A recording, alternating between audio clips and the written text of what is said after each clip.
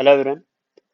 तो ये अपना सबसे पहला लेक्चर है किसका, पेप्टिक अल्सर का, है ना। तो पेप्टिक अल्सर अपन देखने जा रहे हैं। तो पेप्टिक अल्सर का सबसे पहला लेक्चर है जिसमें अपन सिर्फ क्या देखेंगे, इसमें सिर्फ अपन बेसिक्स की बात करेंगे, ठीक है। कि अगर हमें ये बेसिक्स आता है तो हमारे लिए पेप्टिक अल्सर समझना बहुत आसान हो जाएगा। बहुत सिंपली तरीके से अपन सारी सर्जरीज और सब कुछ समझ लेंगे, ठीक है। तो इस लेक्चर में अपन कुछ भी हाई फाई नहीं, बेसिक्स की बात करेंगे, ठीक है। तो सबसे पहले जब अपन बेसिक्स की बात करते हैं तो हमें थोड़ी सी एनाटॉमी वगैरह और बाकी चीजें थोड़ी बहुत पता होनी चाहिए, ठीक है। तो सबसे पहली बात तो अपन ये देखते हैं कि पेप्टिक अल्सर के दो टाइप होते हैं, ठीक। तो जो पेप्टिक अल्सर होता है ना, तो उसके दो टाइप होते हैं। एक होता है गैस्ट्रिक अल्सर और एक होता है ड्यूनल अल्सर, ठीक है। तो गैस्ट्रिक जैसे नाम से ही पता चल रहा है, गैस्ट्रिक का मतलब क्या है, स्टमक। तो ये स्टमक में होगा और ये कहाँ होगा, ये ड्यूडेनम में होगा, ठीक है। अब जब हमें इतना पता चल गया तब अपन क्या देखते हैं, अब अपन देखते हैं क्या, सर्जिकल एनाटॉमी थोड़ी सी अपन समझते हैं, ठीक है। देखो क्या है, ये मैंने बनाया स्टमक, ठीक। स्टमक में यहाँ पास क्या होता है, सॉरी बहुत बड़ा बन गया ये। स्टमक में यहाँ पास म्यूकस की मेम्ब्रेन रहती है, ठीक, सिर्फ स्टमक में, है ना। ये म्यूकस की मेम्ब्रेन है, ठीक। तो ये म्यूकस की मेम्ब्रेन क्या करती है, जो भी एचसीएल यहाँ से बनेगा, है ना, यहाँ से एचसीएल बनेगा। यहाँ पर बहुत सारे क्या है, पेराइटल सेल है, ऑक्जेंटिक सेल, पेराइटल सेल जो बोल रहे हैं, ठीक है। तो ये जो पेराइटल सेल है, ऑक्जेंटिक सेल है, ये क्या बनाएंगे, ये बनाते हैं क्या, एचसीएल, ठीक। तो ये सब एचसीएल बनाते रहेंगे, है ना। तो ये एचसीएल बनाएंगे और एचसीएल यहाँ पर बनेगा, ठीक। लेकिन ये एचसीएल जब सिक्रीट होता है तो इसका जो पीएच होता है वो कितना होता है, 1 से 1.8 तक होता है।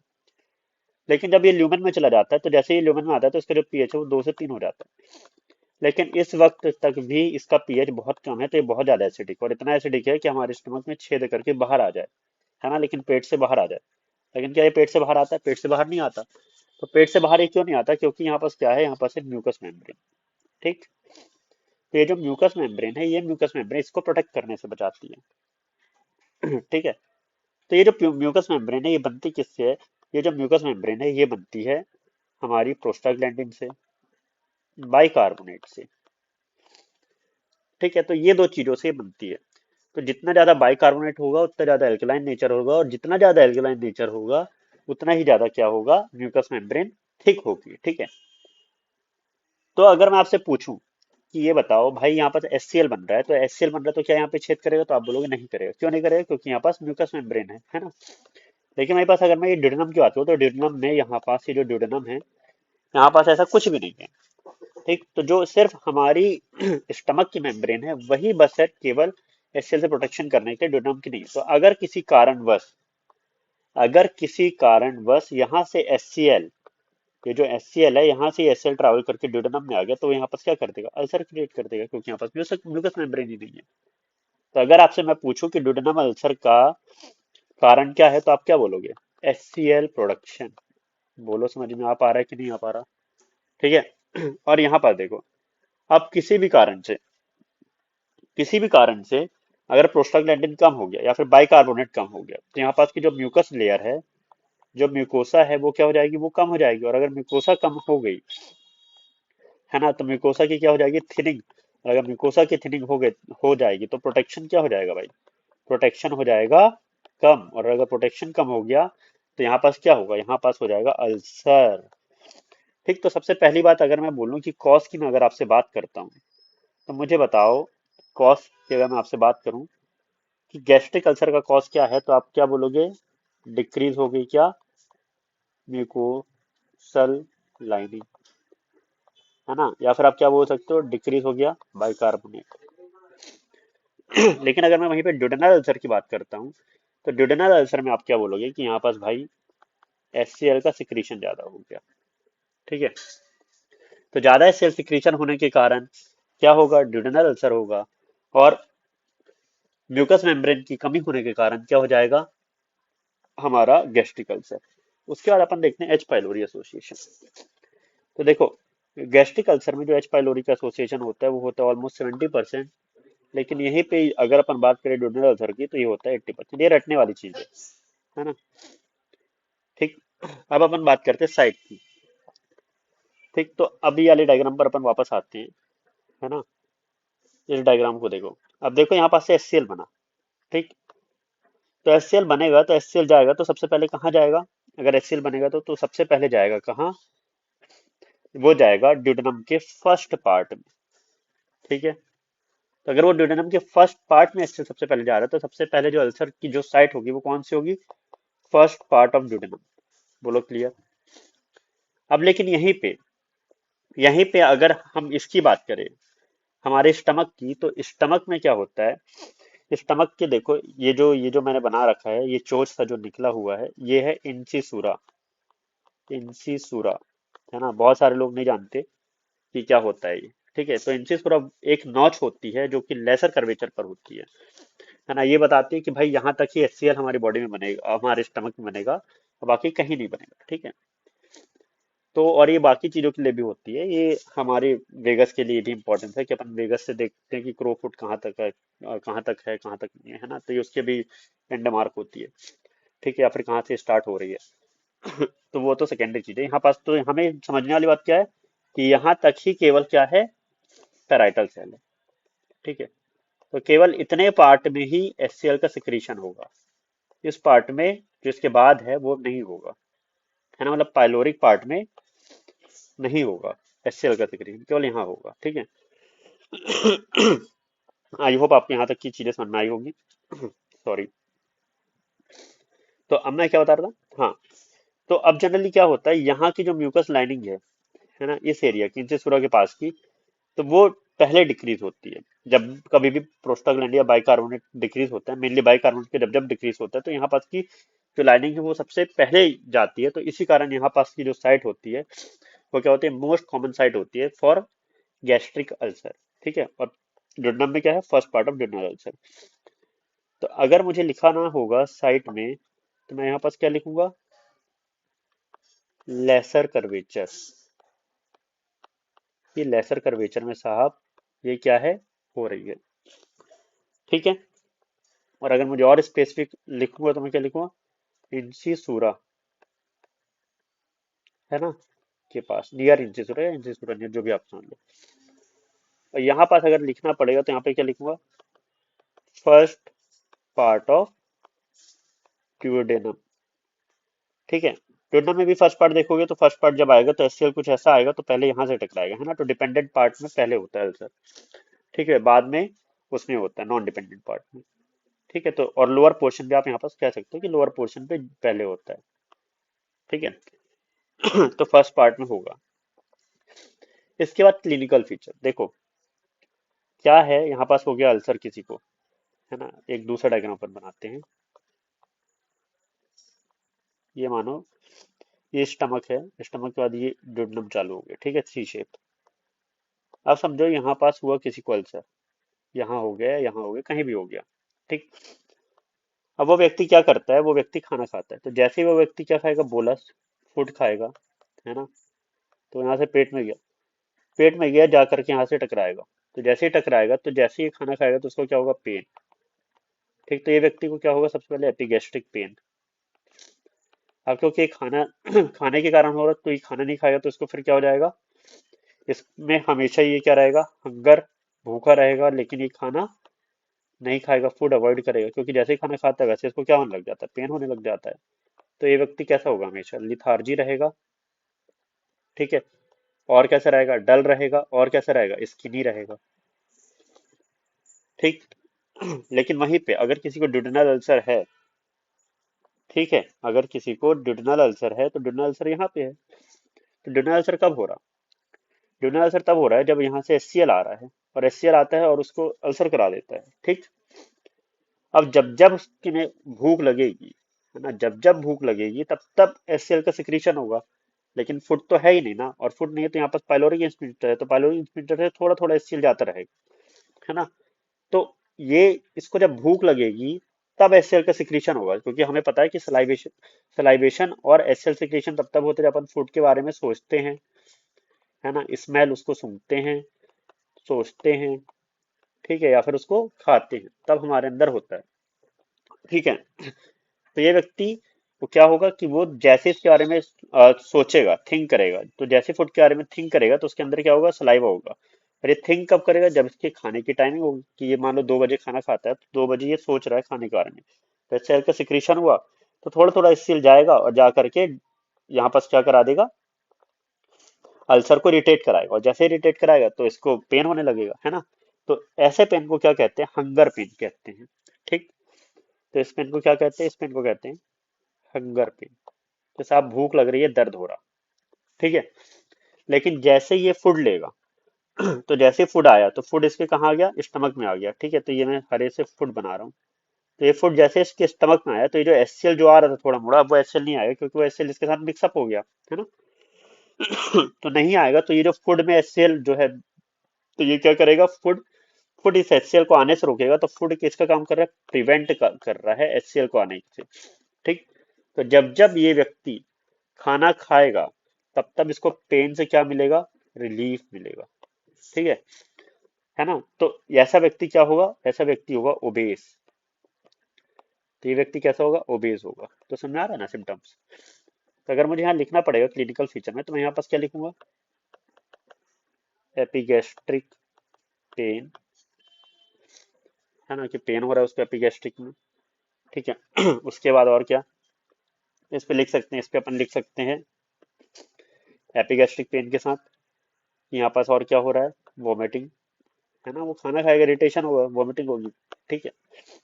और ये कैसा रहेगा, इसके लिए रहेगा, ठीक है, क्योंकि खाना नहीं खा रहा है। ठीक। जबकि यहीं पास ये वाला जो व्यक्ति है जो डोनल अल्सर का है, ठीक है, इसको भी एपिगैस्ट्रिक पेन तो होगा, लेकिन इस पेन का नाम क्या है, इस पेन का नाम है हंगर पेन। ठीक है। और ये रिलीव हो जाएगा किससे, रिलीव्ड बाय टेकिंग फूड। तो ये व्यक्ति की आपको कंप्लेंट मिलेगी कि साहब मैं 4 बजे रात में उठता हूँ, मेरे पेट में दर्द होता है, लेकिन जैसे मैं कुछ खाता हूँ मेरे को आराम मिल जाता है। ठीक है। और क्योंकि बार बार खा रहा है, तो ये कैसा होगा, ओबेस होगा। ठीक है। और एपिगैस्ट्रिक पेन क्या होगा, यहाँ पास इंक्रीज हो जाएगा बाय टेकिंग फूड। बोलो समझ में आ रहा है कि नहीं आ रहा। अब कॉम्प्लिकेशन, कॉम्प्लिकेशन दोनों में क्या है, ब्लीडिंग। ठीक है, ब्लीडिंग या फिर परफोरेशन, है ना। यहाँ भी ब्लीडिंग, फिर परफोरेशन। ठीक है। लेकिन यहाँ पर ब्लीडिंग जो होती है वो होती है लेफ्ट गैस्ट्रिक आर्टरी के कारण, यहाँ पे ब्लीडिंग होती है। और यहाँ पे जो ब्लीडिंग होती है वो होती है ड्यूडेनो पैंक्रियाटिक आर्टरी के कारण, है ना।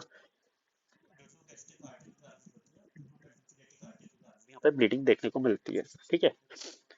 अगर अपन इसकी बायोप्सी करेंगे तो यहाँ पास कैंसर का चांस बहुत कम होता है ना। ठीक। तो अगर बायोप्सी करते हैं और गैस्ट्रिक अल्सर में करते हैं, तो वहाँ पास मैलिग्नेंट सेल्स के चांस बहुत कम होते हैं, वेरी रेयर होता है, और यहाँ पास जो चांसेस हैं वो काफी हाई हो जाते हैं। ठीक है। तो इसके बाद इसका ट्रीटमेंट, ट्रीटमेंट क्या है कि जहां भी अल्सर है, जैसे मानो इस पार्ट में अल्सर था, है ना, अपन इसको थोड़ा सा साफ कर लेते हैं,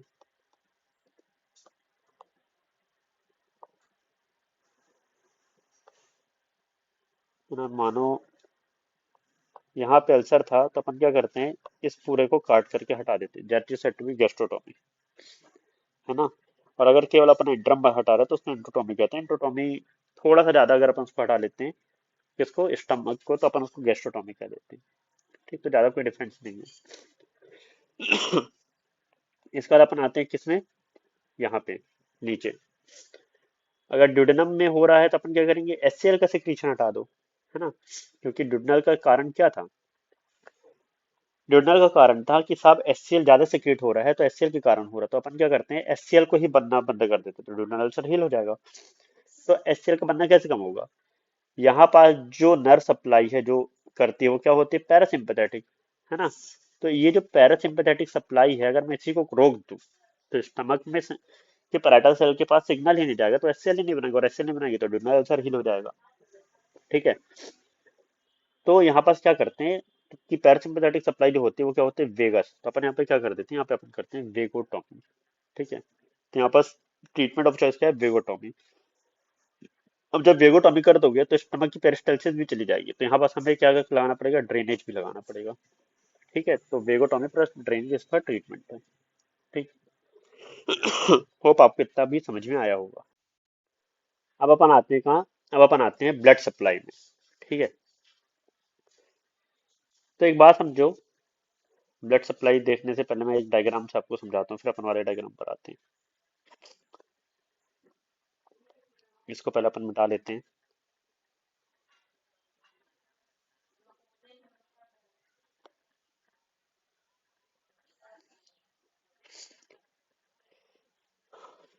देखो ये मैंने बनाया स्टमक।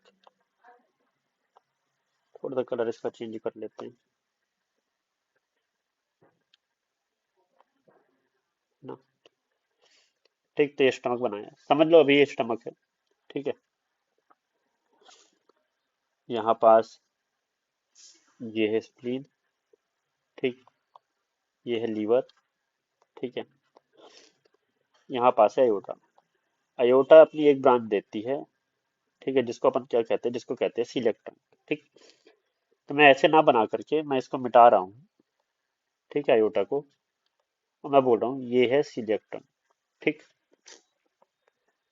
सिलेक्टन से है ना, क्योंकि लीवर देखो, अ, ठीक, सिलेक्टन से एक ब्रांच जाती है लीवर की तरफ।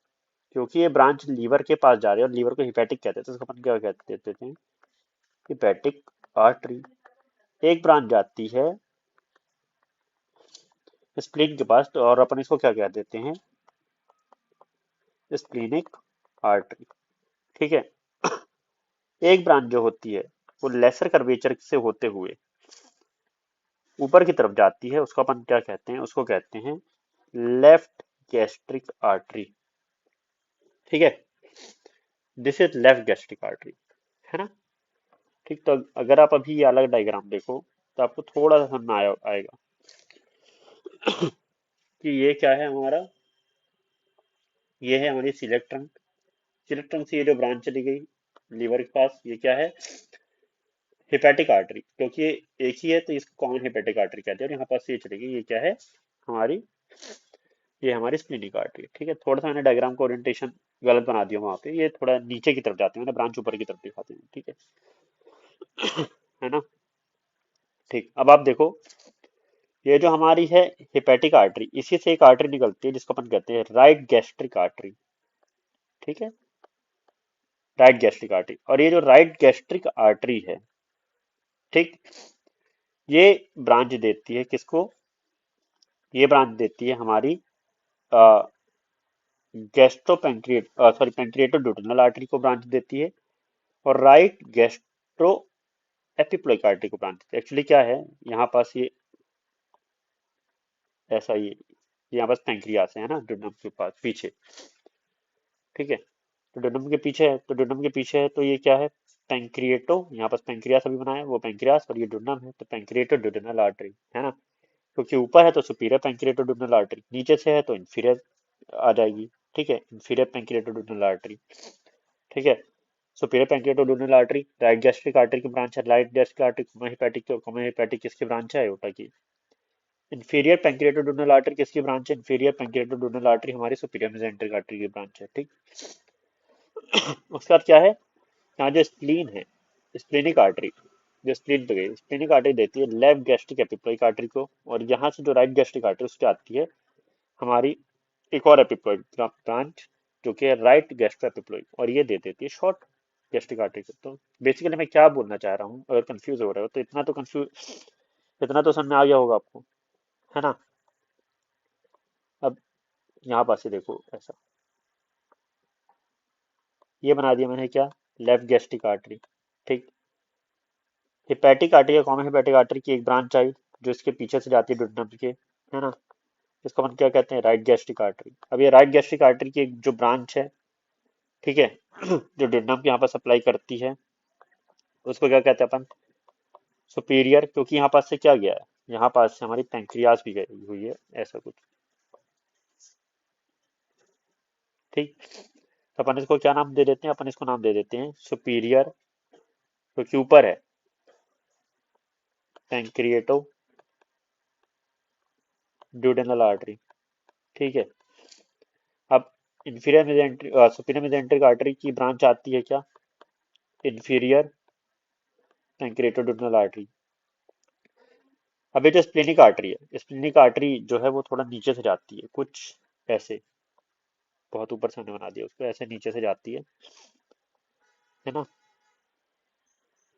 तो ये जो स्प्लेनिक आर्टरी, अरे वो भी मिट गया, ठीक है। तो स्प्लेनिक आर्टरी जो है ये यहाँ पास से देती है क्या, ये देती है शॉर्ट गैस्ट्रिक आर्टरी। यहाँ पास से आती है क्या, यहाँ से आती है लेफ्ट गैस्ट्रो एपिप्लोइक आर्टरी। और यहाँ पास ये जो हमारी राइट गैस्ट्रिक आर्टरी है ना, तो यहाँ पास से एक ब्रांच तो चली गई है और एक ब्रांच ऊपर की तरफ आ जाती है जो होती है हमारी लेफ्ट गैस्ट्रो एपिप्लोइक आर्टरी। ठीक, this is the blood supply. ठीक, लेकिन हमारे लिए जो इसमें मेन चीज है, जो मेन चीज हमें समझना है वो क्या है, जो लेफ्ट गैस्ट्रिक आर्टरी है, this contribute almost 25% of the blood supply of stomach. तो जो मेजर ब्लड सप्लाई होती है स्टमक की, वो अकेले ही आर्टरी करती है। ठीक है, तो अगर किसी को इस जगह पर क्या है अल्सर है, तो जो आर्टरी ब्लीड करती है वो ये होती है। और अगर वहीं किसी को डुडनल अल्सर पर है तो सुपीरियर पेंक्रिएटो डुडनल आर्टरी जो होती है वो ब्लीड करती है, या फिर राइट गैस्ट्रिक आर्टरी भी कभी कभार ब्लीड कर जाती है। ठीक है, तो ये समझना है, मेनली तो हमारी होती है सुपीरियर पेंक्रिएटो डुडनल, यहाँ पर लेफ्ट गैस्ट्रिक आर्टरी। ठीक है, तो अगर ये चीज आपके समझ में आ गया तो आप यहाँ पर आसानी से बता सकते हैं कि यहाँ पर क्या है, लेफ्ट गैस्ट्रिक आर्टरी या सुपीरियर डुडेनल पेंक्रियाटिक आर्टरी। ठीक है, तो इस डायग्राम से ये समझाना था। ये देखो, ये क्या है, ये सिलेक्ट रंग है ना, ये 3D डायग्राम। ये स्टमक, स्टमक का लेफ्ट साइड। ठीक, ये पीछे से जा रही है क्या, ये स्प्लीनिक आर्टरी जा रही है पीछे से होते हुए स्प्लीन बट चली गई। ये हमारी लेफ्ट गैस्ट्रिक आर्टरी सॉरी। और ये हमारी हिपैटिक आर्टरी, हिपैटिक आर्टरी ने ब्रांच दी राइट गैस्ट्रिक आर्टरी। ठीक है, और ये चली गई यहाँ पास से कौन सी, ड्यूडेनो पैंक्रियाटिक आर्टरी, है ना। यहाँ पास ही ऊपर आ गई क्या, हमारी राइट गैस्ट्रो एपिप्लोइक आर्टरी, और यहाँ पास ये ब्रांच आ गई क्या, लेफ्ट गैस्ट्रो एपिप्लोइक आर्टरी। ठीक है, और ये जो ऊपर की तरफ जा रही है, ये इसकी ये जो ब्रांचेस है, ये क्या है, शॉर्ट गैस्ट्रिक आर्टरी। ठीक है, तो ये आपको समझ में आना चाहिए कि क्या हो रहा है। और यहाँ पास ये जो जा रही है वाली ब्रांच, ठीक है, ये क्या है, ये हमारी सुपीरियर ड्यूडेनो पैंक्रियाटिक आर्टरी।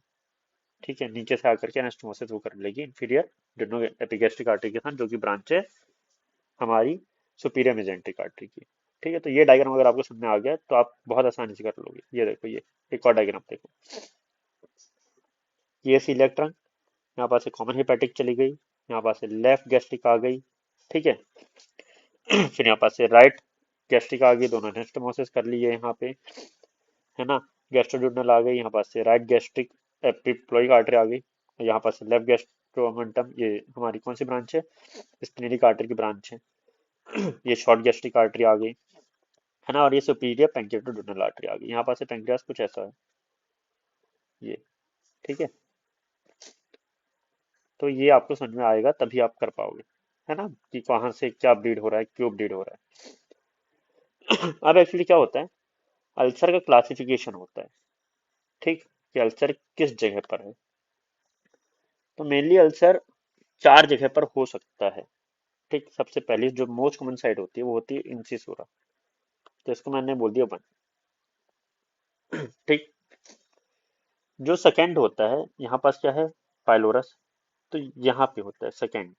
ठीक है, थर्ड जो होता है वो ड्यूडेनम के फर्स्ट पार्ट पर होता है। फोर्थ जो होता है वो होता है यहाँ नियर फंडस, या फिर बोल लो गैस्ट्रोइसोफेजियल जंक्शन के पास में। ठीक है, और जो चौथा होता है वो होता है किसके कारण, एनसेट्स के कारण। जो एनसेट्स के कारण होता है वो यहाँ पे होता है, ये यहाँ पे। ठीक है, तो ये टाइप 1, टाइप 2, टाइप 3, टाइप 4, और ये एनसेट इंड्यूस। ठीक है, एनसेट के कारण क्यों होता है, क्योंकि एनसेट खाने से क्या है, एनसेट खाने से कॉक्स एंजाइम नहीं बनता, कॉक्स नहीं बनता तो प्रोस्टाग्लैंडिन नहीं बनता, और प्रोस्टाग्लैंडिन नहीं बनता तो हमारा क्या नहीं बनता, म्यूकोसा नहीं बनती। ठीक है, तो हो जाता है ना। तो उसी का क्लासिफिकेशन है, टाइप 1 कहाँ है, इंसिसूरा पर, टाइप 2 ठीक है, ये इसको क्या बोलते हैं, प्री पाइलोरस। ठीक है, टाइप 3 जो है वो यहाँ पास है, एट पाइलोरस जंक्शन पर। ठीक है, टाइप 4 कहाँ है, हमारे नियर जे जी जंक्शन गैस्ट्रोइसोफेजियल जंक्शन पर। टाइप 5 का है एनसेड, एनसेड वाला कहाँ पे होगा, यहाँ पे होगा। ठीक है। पहले क्या था, पहले जॉनसन क्लासिफिकेशन था, है ना। तो जॉनसन नामक एक साइंटिस्ट है जिन्होंने ये दिया था, लेकिन फिर बाद में उसको मॉडिफाई कर दिया गया, तो मॉडिफाइड जॉनसन क्लासिफिकेशन अब जो है वो जाना जाता है ना। तो इस क्लासिफिकेशन का नाम याद रखो या नहीं रखो, बराबर ही है। ठीक है, सब बराबर ही है ना। तो ये है क्या, जॉनसन क्लासिफिकेशन है, मॉडिफाइड जॉनसन क्लासिफिकेशन। ठीक है। अब इसमें जो हमारे पास जो इम्पोर्टेंट है वो क्या है, वो है टाइप 2 और टाइप 3। इसमें जो टाइप 2 और टाइप 3, टाइप 2 और टाइप 3 में देखो, यहाँ पे लिखा हुआ है एसिड सिक्रीशन। तो जब कभी भी एसिड का अमाउंट क्या होगा, एसिड का अमाउंट बढ़ता है, ठीक है, तो वो जहां जहां करता है वो जगह है। ठीक। तो देखो, ये पाइलोरस का जंक्शन है, यहाँ पास एसिड आएगा, एसिड आकर के थोड़ा देर स्टे करेगा, तो यहाँ की मेम्ब्रेन को डिस्ट्रॉय करेगा। ठीक। तो यहाँ पास होगा टाइप 3। और जो टाइप 2 है वो प्री और पोस्ट दोनों पाइलोरस में हो सकता है। तो यहाँ पास जो होगा वो क्यों होगा, क्योंकि यहाँ पास क्या है, ड्यूडेनम का फर्स्ट पार्ट है ना। ये देखो, अगर आपको दिख रहा हो, मैं जूम करता हूँ कि ये पाइलोरस है, ये ये यहाँ पास, है ना। तो ये जो पाइलोरस है, ठीक है, तो पाइलोरस के बाद आ गया, तो this is the first part of duodenum. तो यहाँ पास की तो लेयर है ही नहीं म्यूकस वाली, तो इससे लाएगा तो जला ही देगा। तो यहाँ पास ऐसा है ना। तो टाइप 2 और टाइप 3 जो होते हैं वो मोर एसिड के कारण होते हैं। ठीक है।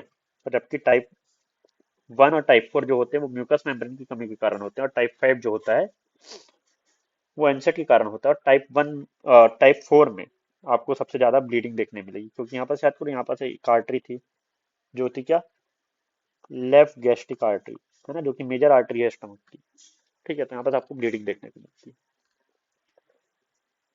ठीक। तो ये तो था, है ना। अब अपन नेक्स्ट सेशन में क्या देखेंगे, अब अपन नेक्स्ट सेशन में जो भी आएगा उसमें अपन देखेंगे वेगस के बारे में। ठीक। कि वेगस से कैसे क्या है, क्या नहीं है, वेगोटॉमी कैसे करेंगे, क्या नहीं करेंगे। ठीक है। मॉडिफाइड वेगोटॉमी, सेलेक्टिव वेगोटॉमी क्या होती है, सब। Thank you.